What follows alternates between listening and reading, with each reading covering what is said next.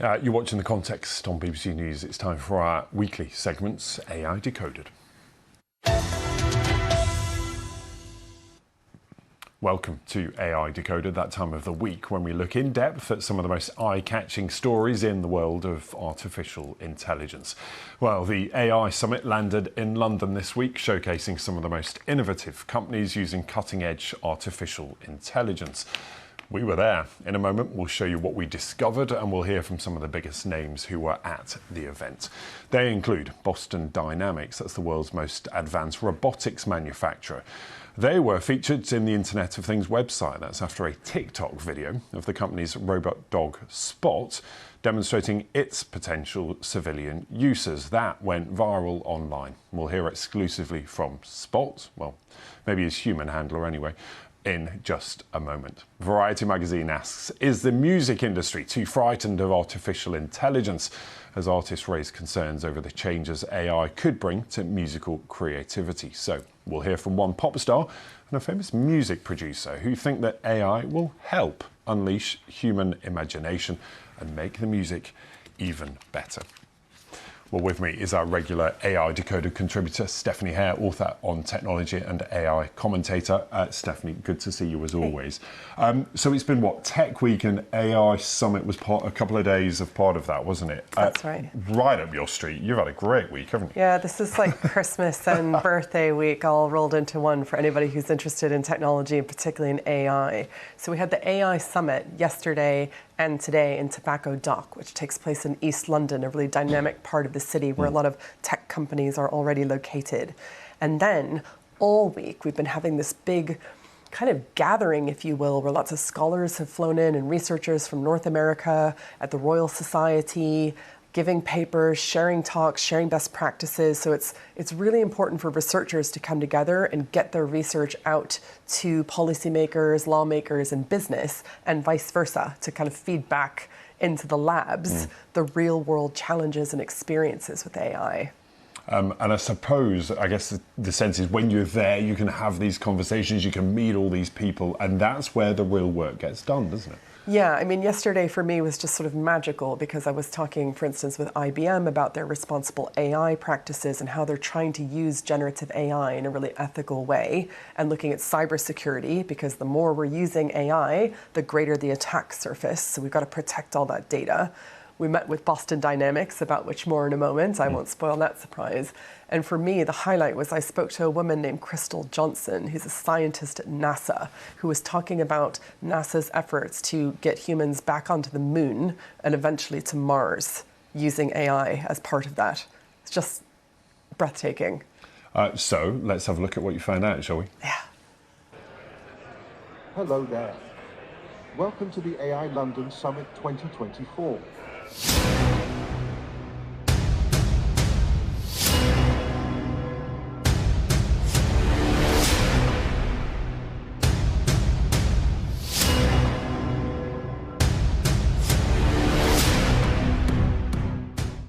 Brendan, first thing I have to say is I'm wearing an I Heart AI badge. You're wearing one that's slightly different. Can you discuss? Because it's got something to do with the little dog that's walking around behind us.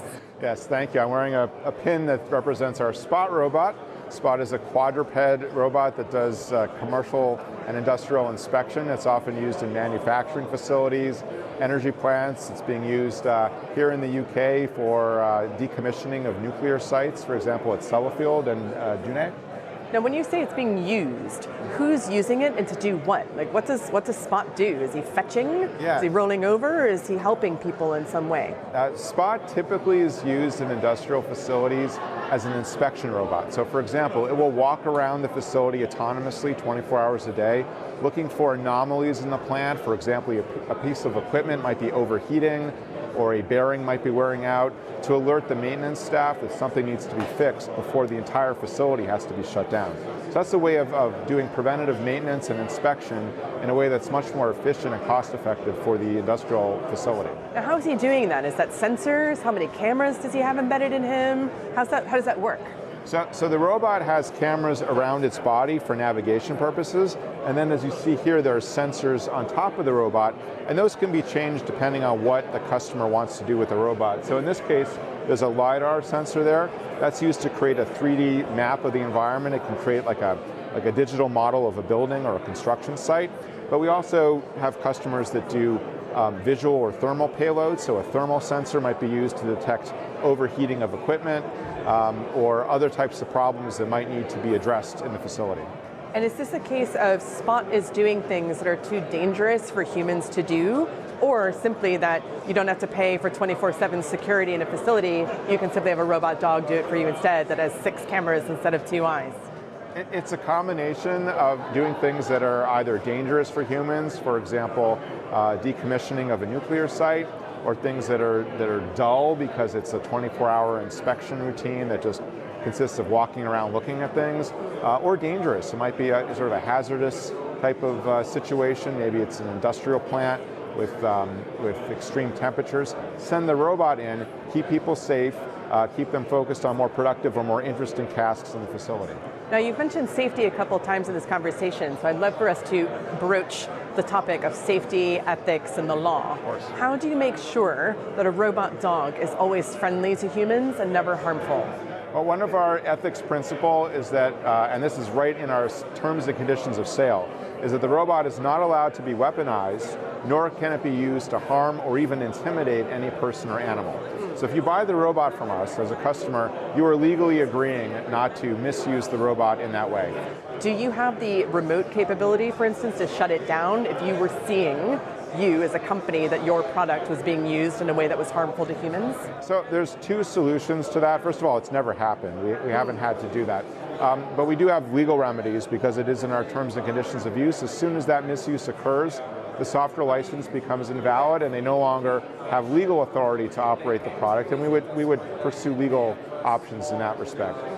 But there also is a software license on Spot that expires every year, and so in the event that we learn of misuse, it's possible that we would not allow automatic update of that license. So that's one additional way that we could take a technical measure to address it. Who would have the responsibility to police that? You would expect the authorities, starting with law enforcement and then prosecutors and of course the judicial system, to resolve it, to figure out what exactly happened, did they do something wrong or not, and then to apply penalties if appropriate. Definitely part of our long-term vision for robotics in society is for this type of technology to be helping people who might be disabled, who might need physical assistance, who might even need companionship. That's not a product we have today. I wouldn't say that Spot is designed for that application yet. Our focus is on the industrial inspection and public safety. Actually, we had a robot about 3 months ago that was shot during a police encounter with an armed suspect in a sort of barricade scenario.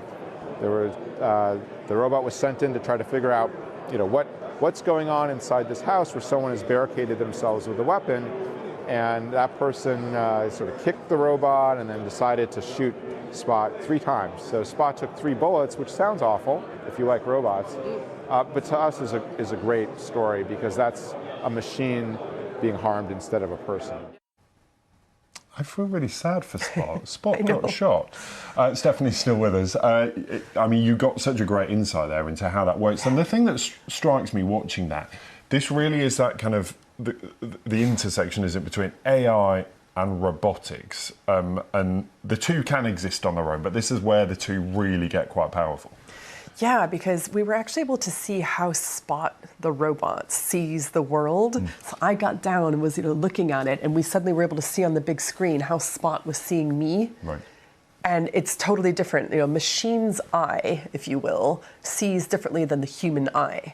But what's really different is that it's taking and capturing all of that data along with its sensors, and it's sending it back and learning all the time. And what is it learning from that image? So that image of you, is it identifying who you are or what type of threat you might be? You could put facial recognition on that, gait analysis on that. You could learn to spot, Spot could learn to spot body temperature, right? So like maybe it's completely dark and there's no light, but it could be taught, for instance, it could be given the capability to see that there's a human being hiding in the factory or passed out in a fire in the factory where there's maybe just smoke, and identify it and identify that somebody needs to go in and rescue it. So it could be given all sorts of things. The thing I was a bit worried about, and I would urge these engineers in Boston Dynamics just to consider this, is the ability to remotely disable a robot. Yeah. I think is going to be really important. About legal recourse, yeah. but actually, I think that's too slow. Yeah. What are you going to do? Call a lawyer, and it'll take like 2 years later to get a lawsuit filed. So you'd like perhaps to see that they could remotely disable the abilities of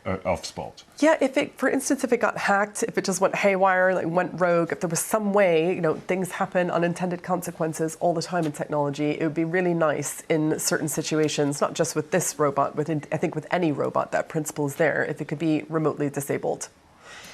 Stephanie, really good to talk to you about that, and really nice to see that piece. Actually, it really brings it to life, doesn't it? For now, thank you. I know you're going to stay with us. We'll talk some more in just a moment, because still to come on AI Decoded.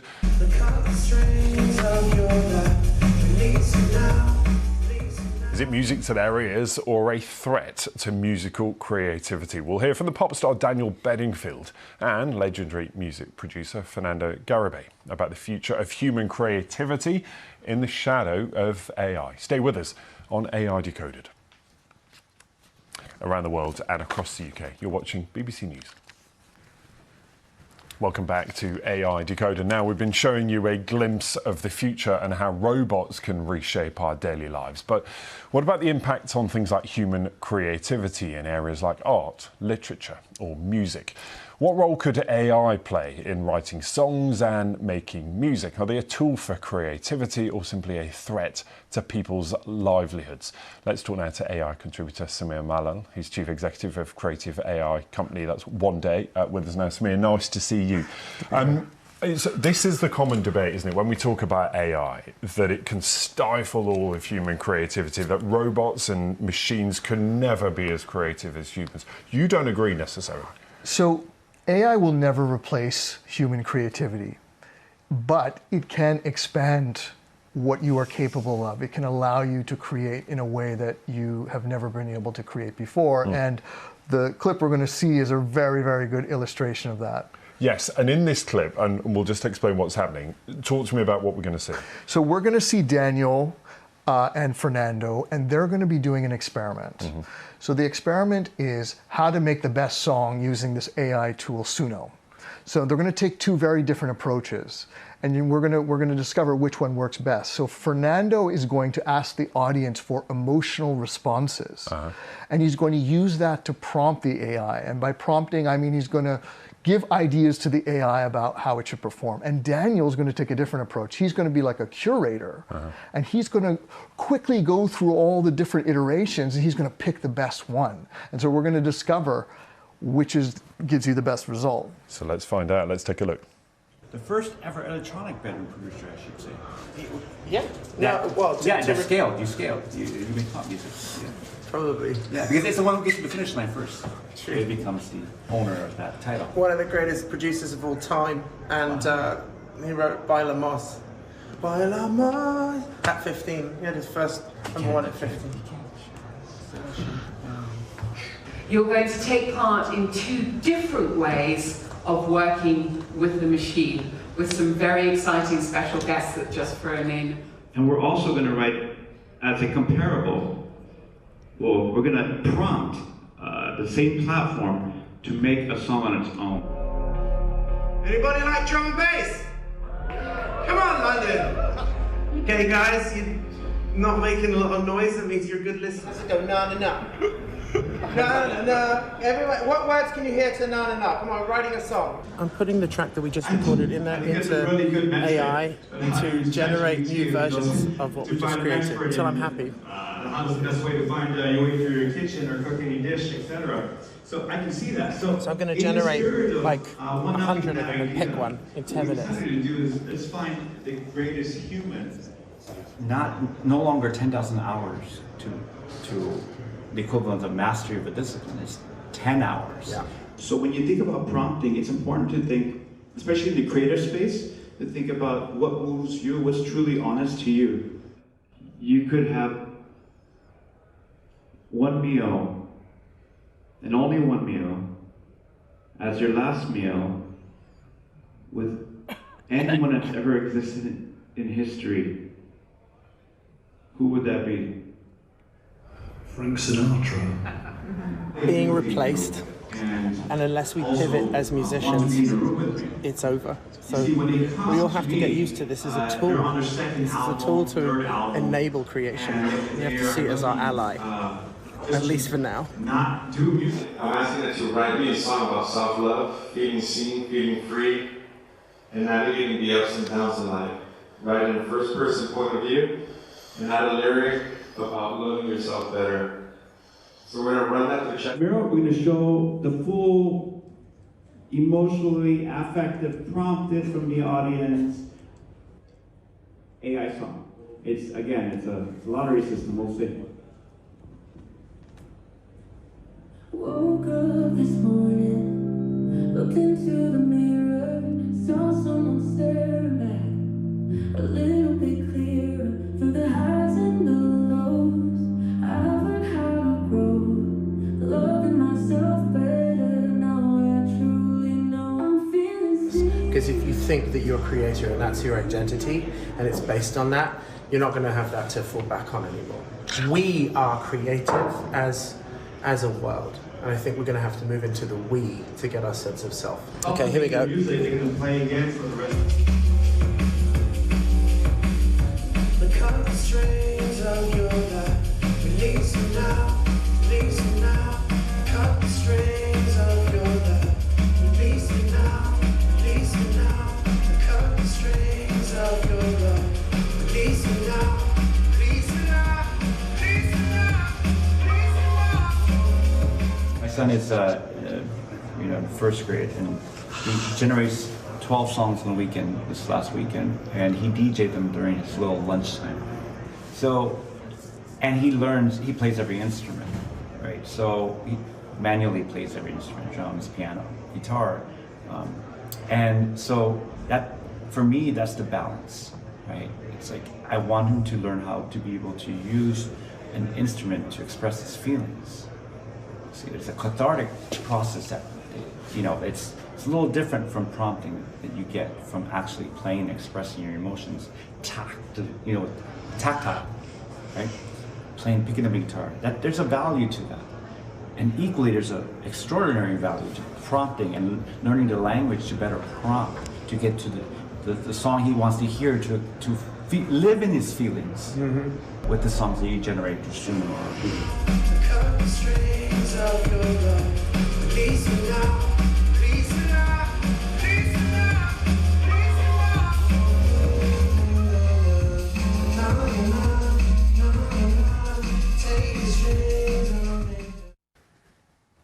So whatever you think of the music, fascinating insight into how all that works. Stephanie and Samira are still with us.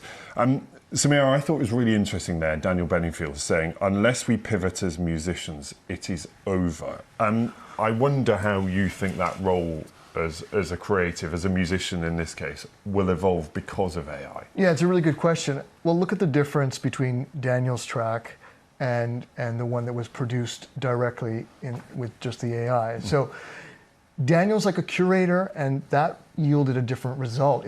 His track was emotional, and he's still putting himself into it, and that is the role that I see us inhabiting as creatives. And we have a huge advantage. We have our taste, we have our craft, we have all of our experience that we can bring, and we can elevate AI into a whole other kind of collaborative medium. And Stephanie, what strikes me when you look at something like this as well is that, yes, you may see it as a threat to the very nature of what humans do, which is create stuff. But if we think about using it as a tool, then suddenly it opens doors to people that maybe don't have some of those skills, but they have different skills. And in so many different creative fields, this could open the door to a lot of people.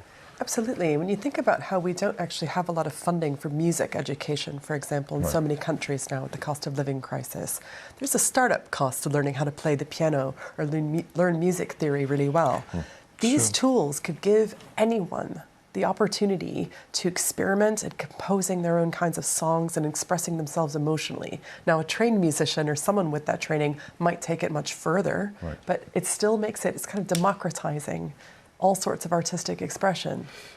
Democratizing it, but is there a danger that those tools fall into the hands of big business? And I mean, this is a common theme, isn't it? It's about who has the power here, who has the tools available. And if that is a tool, an accessibility tool for whatever industry, it needs to be available to all, doesn't it? I totally agree with that. And that's why it's really important that young people across all kinds of specter of society are getting the opportunity to use this tool and to learn how to use it as a collaborator and not just get it to do things for you, because that is going to create a new kind of class structure around AI, right? The people who learn how to use AI to make themselves do more and to scale themselves and to do things that they couldn't otherwise do, those people are going to get way ahead. And so we need to encourage that across a broad section of the culture and society. And Stephanie, you talked about education for things like music or instruments, and then having the the financial means to be able to afford it. Is there enough education around what these tools can do? Because these will be the instruments of the future. I would say not yet. I think that every country that is looking to capitalize on AI and the opportunities of it is going to have to rethink their education curriculum, starting from the age of children, preschool on up. You want kids playing with this, learning to have like a critical, constructive facility, the ability to sort of understand and differentiate between what is fake and what is real, and how to play and manipulate with it. Kids are really creative naturally, and I think they're going to have so much fun with this. So it's for parents and teachers to get in on this too.